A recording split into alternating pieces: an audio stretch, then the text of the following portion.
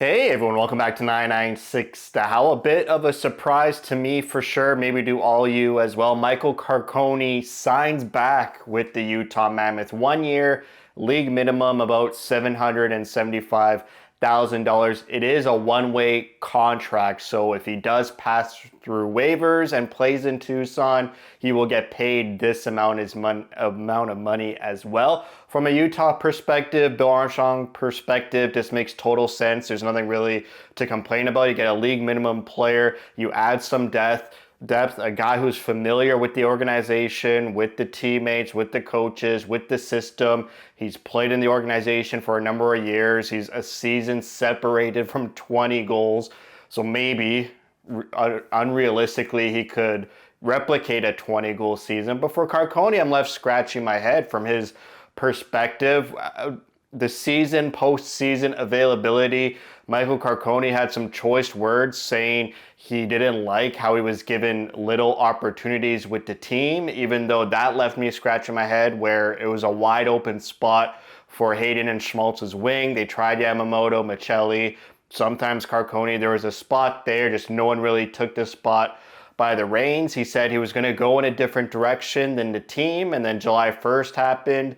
He didn't sign with any other team. No team signed him. And now a couple of weeks after July 1st, he re-signs with the Utah Mammoth for 1 year league minimum. Maybe no other team was willing to give him a one-way contract. It gives him guaranteed money. He's got a young family, a young kid who comes to the games to cheer on his dad. So maybe that security was one of the aspects to re-signing with Utah. Maybe it was just an emotional time at the end of the season, frustration abound, and maybe he just said things off the cuff that after taking some time he really didn't mean. But it's not like he signed a long-term contract. It's sort of a stopgap. Maybe there's a handshake between Carcone and Bill Armstrong where maybe there's nothing out there. No one was giving Carcone a call. Maybe throughout this season after training camp, when teams have a better outlook of the roster, maybe he could trade him then, or maybe he just sticks with Utah, becomes that depth forward that the team probably needs. He fills in that fourth line wing position. If you keep all the lines the same, you have Baturka filling out that second line wing position, Tanev filling out the third line with McBain and Krause. Now you got Carcone, Kerfoot, and Stenlin, which is a great fourth line. And then you have guys knocking on the door like Daniel Boots, maybe an unsurprising rookie, or a surprising rookie knocks on the door, maybe Baudouin, less likely a Ginla, maybe another forward prospect. And you still have Liam O'Brien up in the press box coming down when he wants to drop the gloves, maybe on a special night at the Delta Center. But yeah, for Utah, for me, it's cheap depth. You can't complain. Yes, he had a rough season last year, along with the supporting cast of secondary goal scorers like Krause, Michelli, Bukestad. Michelli and Bukestad are gone, so Carcone comes back. Hopefully he has a better year, but he's going to still get very little opportunities with this team. If anything, there's way more competition now than there was a year ago. And I already mentioned all those players that will be battling for Carcone for a spot. So to me, I think this is just security. It's guaranteed money.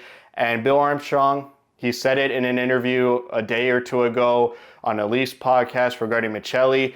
If a player doesn't fit the mold of the team or the future of the team, he will do right by the player and find them a new home. So for me, I think this is just guaranteed money for Carcone. He adds some depth so that injuries won't cause a problem in the forward core. We have so much depth on defense. Now it's about adding depth up front to the forwards. But maybe Bill Armstrong would do right by Carcone and give him a new team to play for, a trade, maybe trade deadline if things don't go well and Carcone doesn't like how he's being healthy scratched a lot. So, I mean, maybe I'm reading too much into this. At the end of the day, it's a player who gets almost $1 million and the team gets some depth and they're both happy and we all just move on happily. The schedule releases tomorrow, Wednesday, right?